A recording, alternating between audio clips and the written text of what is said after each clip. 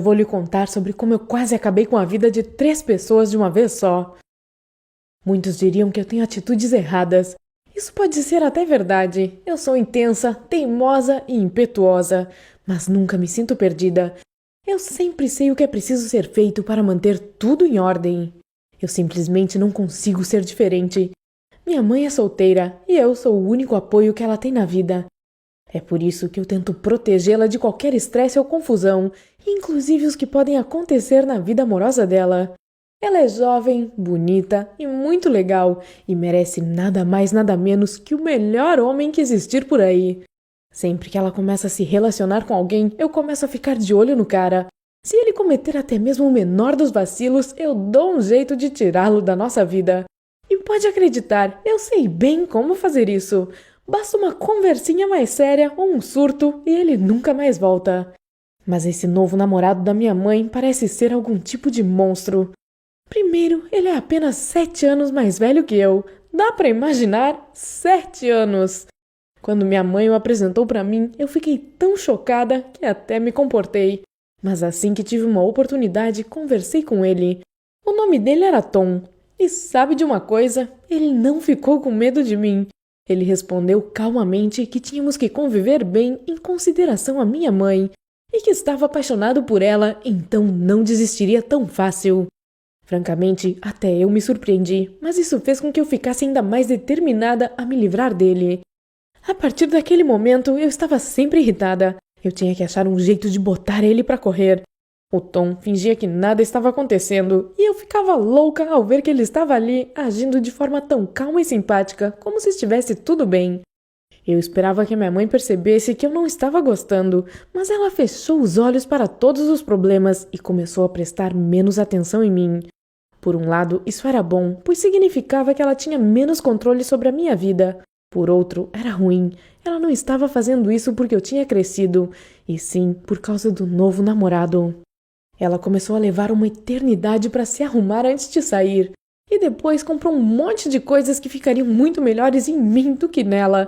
Ela usava muita maquiagem, fazia penteados descolados e estava agindo com muito mais tranquilidade do que de costume. E eu achava isso tudo ridículo.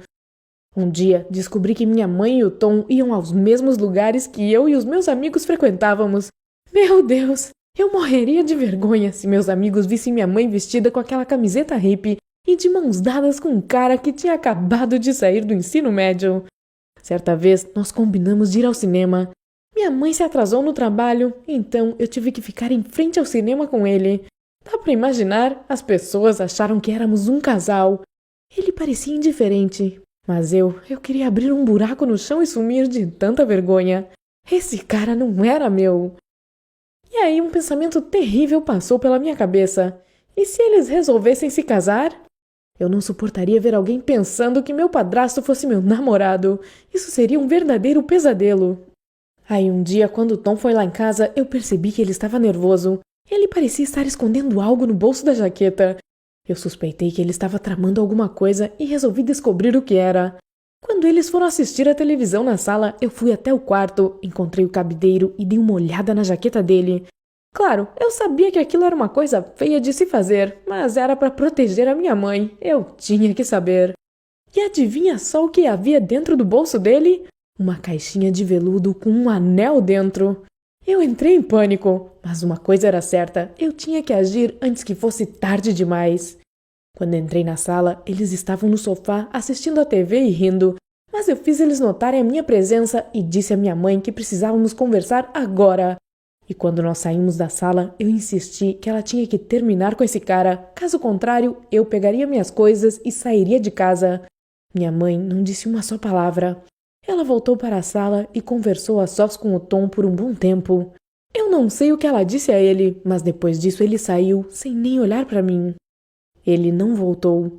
Minha mãe jogou todas as roupas novas e maquiagens fora e voltou a ser delicada. Ela voltou a ser aquela mãe de antigamente. Eu fiquei feliz e satisfeita por ter ajudado ela.